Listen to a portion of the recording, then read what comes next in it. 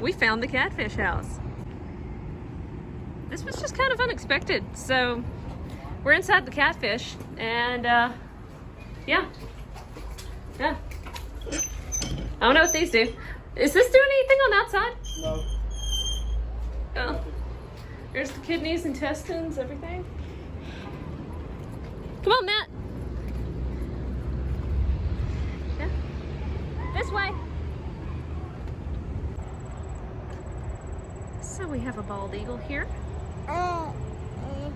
And the red-tailed hawk's beautiful, but it's just so sad seeing them in here. It's such a small enclosure. We're gonna go into the aquarium now and then we'll be done. Come on, bud. You ready to go? You ready to go, Jeremy?